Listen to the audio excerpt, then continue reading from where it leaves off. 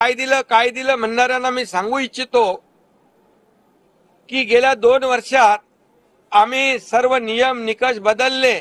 एनडीआरएफच्या दुप्पट केलं, 2 हेक्टर ते 3 हेक्टर केले. सततच्या पावसाचं नुकसान आम्ही दिलं.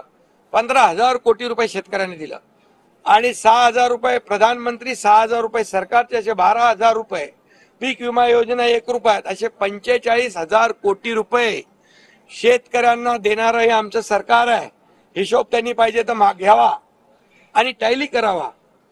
फक्त मी तुम्हाला एवढंच सांगतो, जे काय बोलतात खोटून बोला, खोटं बोला पण रेटून बोला.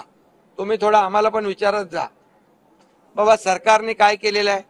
आता खत आणि बियाणावर म्हणतात जीएसटी आहे, आता त्याच्यावर जीएसटी नाहीच आहे खतावर.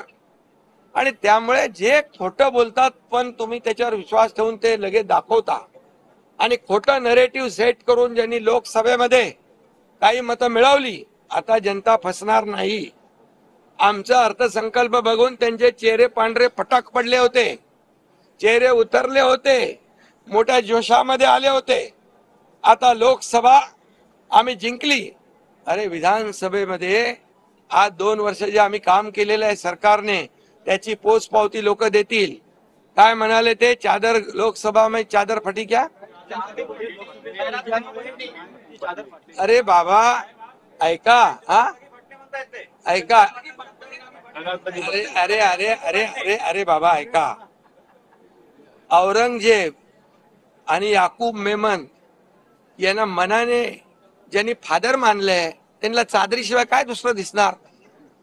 आणि तुम्हाला मी सांगतो की लोकसभेमध्ये काय मिळवलंय त्यांनी.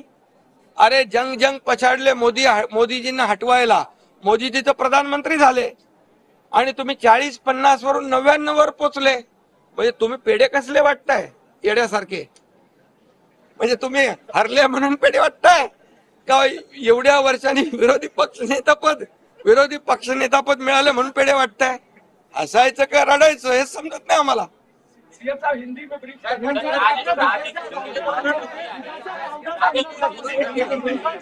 आप तो 1 मिनट